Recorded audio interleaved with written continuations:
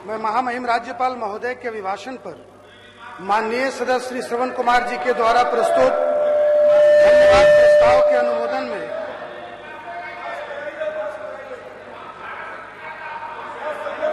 बोलने के समय थोड़ा सा आप नीचे कर दें ताकि बात आपकी साफ आ सके। अध्यक्ष महोदय, मैं महामहिम राज्यपाल महोदय के अभिभाषण पर माननीय सदस्य श्री श्रवण कुमार जी के द्वारा प्रस्तुत धन्यवाद प्रस्ताव के अनुमोदन हेतु मैं सदन में आपके समक्ष खड़ा हूं। अध्यक्ष महोदय, मैं सबसे पहले आपको बधाई और धन्यवाद देना चाहता हूं। बिहार के इतिहास में, देश के इतिहास में भारतीय जनता पार्टी के लिए गौरव का क्षण है, ऐतिहासिक क्षण है कि भारतीय जनता पार्टी का कोई कार्यकर्ता बिहार विधानसभा की कुर्सी पर विराजमान है, सुशोभित है।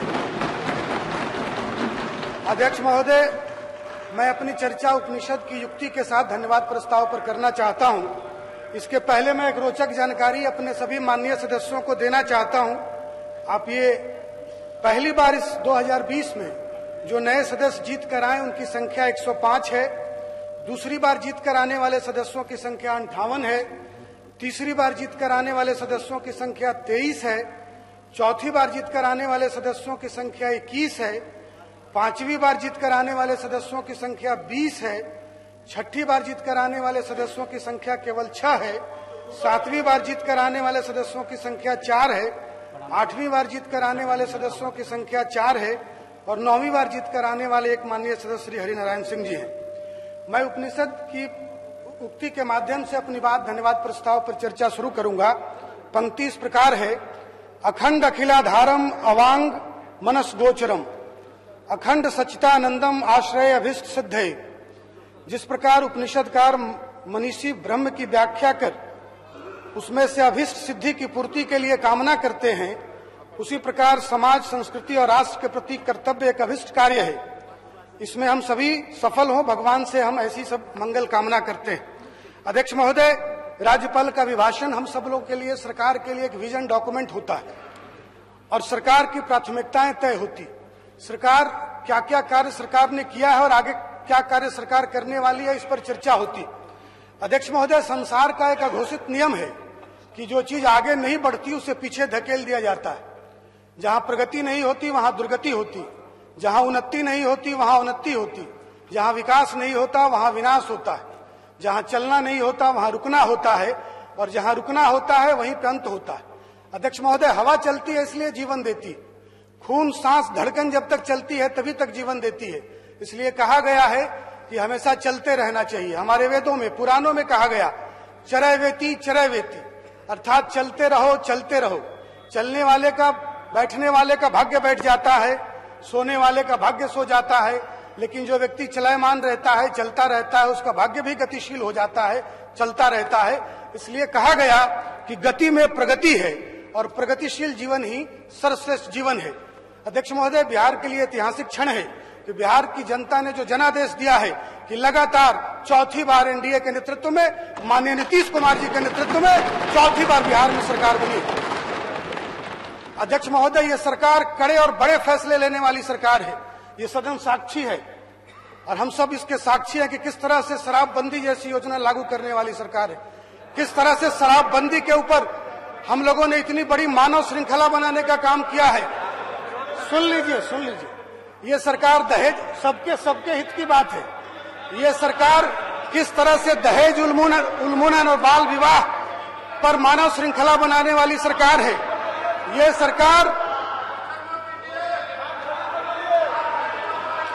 सरकार चुनौतियों को अवसर में बदलने वाली सरकार है। ये सरकार 10,000 करोड़ से ज्यादा रुपया खर्च करने वाली सरकार है कोरोना महामारी के समय। ये बिहार, सुन लीजिए जमा भाई, सुन लीजिए, पहली बार आए हैं, सुन लीजिए। देखिए, तेजस्वी जी ने बहुत अच्छी बात कही है। तेजस्वी जी ने अपनी चर्चा में बहुत अच्छी बात कही कि लोकतंत्र में विपक्ष जो होता है वो भी सरकार का हिस्सा होता है। मैं माननीय सदस्यों से, मैं तीसरी बार जीत के आया हूं, फिर भी अपने आप को नया समझता हूं। मैं आप सब लोगों से हाथ जोड़कर विनती करता हूं कि अभिभाषण की परंपरा को जरा बढ़िया से देखिए, समझिए। और तेजस्वी जी ने एक बहुत अच्छी बात कही, मैं फिर दोहराता हूं कि लोकतंत्र में विपक्ष जो है वो भी सरकार का अभिन्न हिस्सा होता है। आप भी सरकार के अंग हैं और ये अभिभाषण जो राज्यपाल महोदय का है वो सबों के लिए है, लोकतंत्र के लिए है, बिहार सरकार का है, वो उसका विजन डॉक्यूमेंट है। अध्यक्ष महोदय, ये सरकार अब एक मिनट, माननीय सदस्य पीछे से पोस्टर, नए सदस्य हैं, ये सब पोस्टर उस्टर लेकर के किसी तरह के किन्हीं के हाथ में रहे, आप ले लें। ये नहीं, आप एक बार सुने, जब आपके नेता और सारे सदस्य सुन रहे हैं, एक दूसरे का सम्मान करें, एक नया वातावरण बनाएं। ये सरकार चुनौतियों को स्वीकार करने वाली सरकार है। ये सरकार बिहार की स्पष्ट नीति और सटीक निर्णय लेने वाली सरकार है। ये सरकार जन भागीदारी और जन विश्वास से चलने वाली सरकार है। ये सरकार बिहार को आत्मनिर्भर बनाने वाली सरकार है। ये सरकार नौजवानों को स्किल देने वाली सरकार है। युवा शक्ति, जिसको राष्ट्र शक्ति समझते हैं, उसको उसका सशक्तिकरण करने वाली सरकार है। ये सरकार महिला सशक्तिकरण करने वाली सरकार है। ये सरकार बिहार के 8,463 पंचायतों में हाई स्कूल की पढ़ाई शुरू करने वाली सरकार है। ये सरकार बेटियों और बहनों को साल में 600 रुपए खर्च करके सैनिटरी पैड देने वाली सरकार है। ये सरकार 3.5 लाख, ये सरकार जल जीवन हरियाली। अध्यक्ष महोदय, मैं चंपारण की धरती से आता हूं। महात्मा गांधी की कर्मभूमि रही है, और चंपारण जिसने महात्मा गांधी को, मोहनदास करमचंद्र गांधी को महात्मा गांधी बनाने का काम किया। अध्यक्ष महोदय, महात्मा गांधी जी ने कहा था, महात्मा गांधी जी के निर्णय पर चलने वाली सरकार, जो महात्मा गांधी जी ने कहा कि when you educate a man you educate all individuals, but when you educate a woman you educate a whole family. और इस बिहार की सरकार ने महिलाओं को, बेटियों को स्कूल तक लाने का काम किया है। अभी बिहार के 8,463 पंचायतों में हर जगह 9वीं क्लास की पढ़ाई, हाई स्कूल की पढ़ाई शुरू करने वाली सरकार है। गांव के भवनों, स्कूल के भवनों का निर्माण करने वाली सरकार है। अपने थाने के भवनों का निर्माण करने वाली सरकार है। और ये सरकार ने 7 निश्चय की सरकार, 7 निश्चय के तहत इस सरकार ने हर घर, हर गली को बिजली पहुंचाने का काम किया है।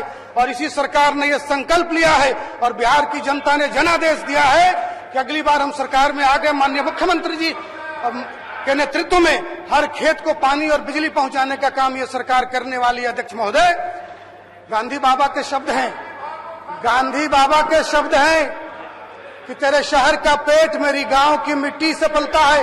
सुन लीजिए, बहुत काम आएगा। कि तेरे शहर का पेट मेरी गांव की मिट्टी से पलता है, ये गांधी बाबा के शब्द हैं। तेरे शहर का पेट मेरी गांव की मिट्टी से पलता है, गौरतलब रहे कि देश अपना गांव में बसता है। गांधी बाबा ने, भारत की आत्मा गांव में बसती है। जब गांव में कौन लोग रहते हैं अध्यक्ष महोदय? गांव में हमारे किसान भाई रहते हैं। और जब हमारे गांव समृद्ध होंगे, हमारे किसान समृद्ध होंगे, तो हमारा बिहार समृद्ध होगा, हमारा देश समृद्ध होगा। और हमारे माननीय प्रधानमंत्री जी ने किसान भाइयों की आमदनी 2 गुना करने का लक्ष्य 2022 तक रखा है। माननीय मुख्यमंत्री जी ने कृषि रोड मैप के तहत, तीसरा कृषि रोड मैप के तहत किसान भाइयों की आमदनी, हम केवल योजना रचना नहीं बनाते, हम लक्ष्य भी तय करते हैं। और हमने किसान भाइयों की आमदनी 2022 तक 2 गुना करने का लक्ष्य रखा है, और हम उसको करके दिखाएंगे। हम लोगों ने गरीब भाइयों के लिए 28,33,000 आवास बनाने का काम किया है, और आने वाले वर्षों में हम और 30 लाख आवास बनाने का काम करने वाले हैं। अध्यक्ष महोदय, कहते हैं कि मंजिलें और लक्ष्य बड़े जिद्दी होते हैं। मंजिलें और लक्ष्य बड़े जिद्दी होते हैं, हासिल कहां नसीब से होते हैं, पर वहां तूफान भी हार जाते हैं जहां कश्तियां जिद पर होती है। ये माननीय मुख्यमंत्री जी की जिद है, जिसने बिहार को पटना को मेट्रो रेल देने का काम किया है। गांव की सड़कों को 250 आबादी वाली बसावट की सड़कों को भी मुख्य सड़क देने का काम किया है। गांव की सड़कों में पहली बार हुआ है बिहार में अध्यक्ष महोदय कि पथ निर्माण विभाग से ज्यादा ग्रामीण कार्य विभाग का बजट माननीय मुख्यमंत्री नीतीश कुमार जी के नेतृत्व में, और बिहार में यह पहली बार हुआ है अध्यक्ष महोदय कि गांव की सड़कें 250 की बसावट वाली सड़कों को पक्की सड़क से जोड़ा जाएगा। माननीय मुख्यमंत्री जी ने यह निश्चय किया है कि हम कैसे आने वाले समय में गांव में बिजली की व्यवस्था, कचरा प्रबंधन की व्यवस्था, गांव में शमशान घाट की व्यवस्था, हर चीज की चिंता की जा रही है अध्यक्ष महोदय, शहरों के साथ। और कहते हैं अध्यक्ष महोदय, पहले ये कहावत रहती थी कि जो शहर कि कोई सपना देखो और उसमें यकीन रखो, कोई सपना देखिए और उसमें यकीन रखिए अध्यक्ष महोदय, तो वो सपना जरूर पूरा होता है। ये बिहार की सरकार है। मैं अब माननीय सदस्यों का, जो नए सदस्य हैं, सबका अभिवादन करता हूं, लेकिन माननीय सदस्यों से जो नए हैं उनको कहता हूं कि ये बिहार का सदन साक्षी है कि 2005 में जिस बिहार सरकार का बजट मात्र 23,000 करोड़ था, ये एनडीए की सरकार ने, माननीय नीतीश कुमार जी और सुशील मोदी जी के नेतृत्व में इस सरकार ने इसके बजट को 2,12,000 करोड़ करने का काम किया है। और आने वाले समय में माननीय नीतीश कुमार जी और तारकिशोर प्रसाद जी और रेणु देवी जी के नेतृत्व में ये बजट और आगे बढ़ेगा। हर हाथ को काम मिलेगा, हर खेत को सिंचाई मिलेगा। ये डॉक्यूमेंटेड है। ये डॉक्यूमेंट, जो भी मैं कुछ कह रहा हूं डॉक्यूमेंटेड है, डॉक्यूमेंट से बाहर कुछ नहीं कह रहा हूं। मैं अपनी जिम्मेदारी समझता हूं और मैं जो बात कह रहा हूं पूरी जिम्मेदारी से कहता हूं, क्योंकि मैं इसमें विश्वास करता हूं कि यूं ही नहीं मिलती है राही को मंजिल, यूं ही नहीं मिलती है राही को मंजिल, एक जुनून सा दिल में जगाना होता है। यूं ही नहीं मिलती है राही को मंजिल, एक जुनून सा दिल में जगाना होता है। पूछा जो चिड़िया से कैसे बना आशियाना, बोली भरनी पड़ती है उड़ान बार बार, तिनका तिनका उठाना पड़ता है। अध्यक्ष महोदय, एनडीए की सरकार ने कहां से कहां तक यात्रा शुरू की है। बिहार को राजनीतिक पॉलिटिकल स्टेबिलिटी, राजनीतिक स्थिरता देने का काम किया है एनडीए की सरकार ने, माननीय नीतीश कुमार जी के नेतृत्व में। मैं नए मित्रों से और इस सदन के सामने ये बात रखना चाहता हूं कि किस तरह से 40-50 वर्षों में बिहार में कोई स्थिर सरकार नहीं रही। कोई मुख्यमंत्री 2090 के पहले किसी मुख्यमंत्री का 2.5 वर्षों से ज्यादा का कार्यकाल नहीं रहा है अध्यक्ष महोदय। और आप हम सब समझ सकते हैं, जब कांग्रेस का शासन था, कांग्रेस के मित्र बैठे हैं, 80 से 90 तक कांग्रेस का शासन रहा बिहार में, और ये 10 वर्षों में 5-5 मुख्यमंत्री रहा है। मैं सदन के सभी गणमान्य सदस्यों से कहता हूं कि आपका कार्यकाल केवल 2 वर्ष का कर दिया जाए, 2.5 वर्ष आपको मौका दिया जाए, तो कौन सी उपलब्धि, कौन सा बड़ा काम आप करेंगे अध्यक्ष महोदय। ये पहली बार ये नीतीश कुमार जी और एनडीए की सरकार है जिसने बिहार को गढ़ने का काम किया है, नए बिहार के निर्माण का काम किया है। बिहार के नौजवानों को, बिहार के लोगों को बिहारी कहने में गर्व महसूस हुआ अध्यक्ष महोदय। इसलिए मैं आपके सामने के कुछ डेटा रखना चाहता हूं अध्यक्ष महोदय। ये डेटा 50 वर्षों में कितने मेडिकल कॉलेज बने अध्यक्ष महोदय, लेकिन इधर के दिनों में 5 medical college, 16 nursing college, 23 GNM college, 54 ANM college, 33 पारा मेडिकल की संस्थाएं, 3,401 करोड़ रुपया इनके भवन निर्माण और इंफ्रास्ट्रक्चर पर खर्च होना है। इंजीनियरिंग कॉलेज नहीं हुआ करता था अध्यक्ष महोदय। हमारी बहनें, हमारी बेटियां इंजीनियरिंग की पढ़ाई नहीं कर पाती थी। 31 इंजीनियरिंग कॉलेज बनाने का काम हुआ है, 19 पॉलिटेक्निक कॉलेज बनाने का काम हुआ है। और अध्यक्ष महोदय, हमारी तो संस्कृति, हमारी सभ्यता जो 5,000 वर्ष पुरानी है, ये व्यक्ति को व्यक्ति से जुड़ने वाली हमारी संस्कृति है, आत्मनिर्भरता की संस्कृति रही है। हमारे गांव आत्मनिर्भर हुआ करते थे अध्यक्ष महोदय।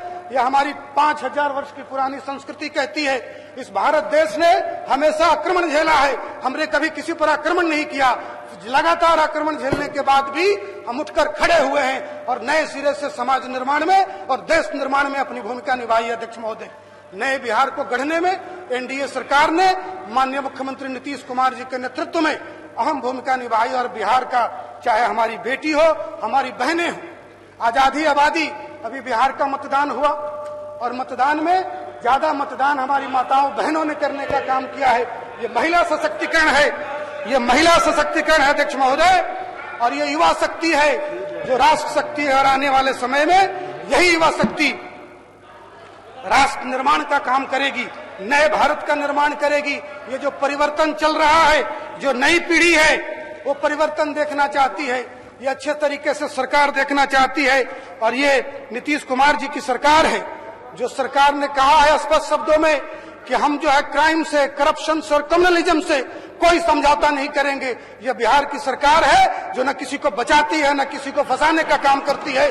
और ये नैतिक बल और ये नैतिक साहस बिहार के मुख्यमंत्री में है, जिसने कभी किसी चार्ज पर, सरकार पर कभी कोई चार्ज लगा हो तो बिहार के इतिहास में पहली घटना है कि एक दिन में किसी माननीय मंत्री का इस्तीफा लेने का नैतिक बल अगर किसी मुख्यमंत्री ने दिखाया है तो बिहार के मुख्यमंत्री ने दिखाया है। अध्यक्ष महोदय, हम लोग युवा पीढ़ी के नेता हैं।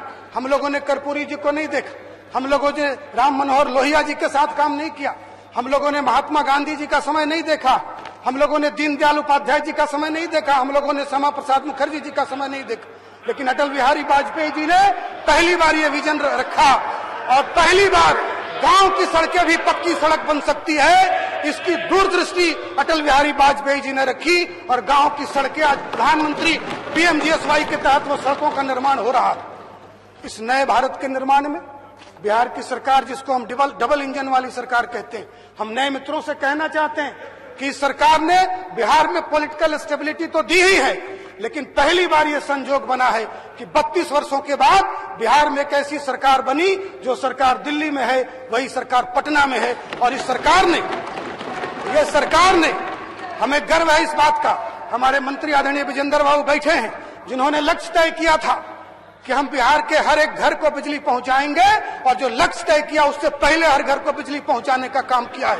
और मैं पूरी जिम्मेदारी से आज जब मैं सदन के सामने बात कर रहा हूं तो माननीय मुख्यमंत्री जी के आशीर्वाद से, उनके संरक्षण से, आपके संरक्षण से, माननीय उप मुख्यमंत्री जी के संरक्षण से ये पूरी जिम्मेदारी से इस सदन में कहता हूं कि जो लक्ष्य हमने रखा है कि जैसे हमने हर घर को बिजली पहुंचाई है, हम लोग तय समय से पहले हर घर को, हर खेत को बिजली पहुंचाने का काम करेंगे, बिहार के किसान भाइयों को सिंचाई की सुविधा देने का काम करेंगे। मित्रों, अध्यक्ष महोदय,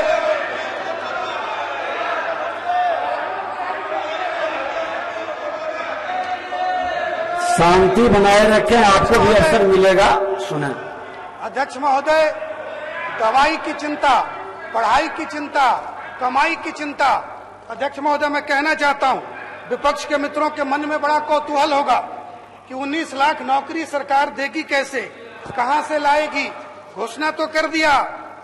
मित्रों ने कई बार इसकी चर्चा की है कि हम जो है पूछेंगे, हम इसका जवाब देना चाहते हैं। अध्यक्ष महोदय, हम कहना चाहते हैं,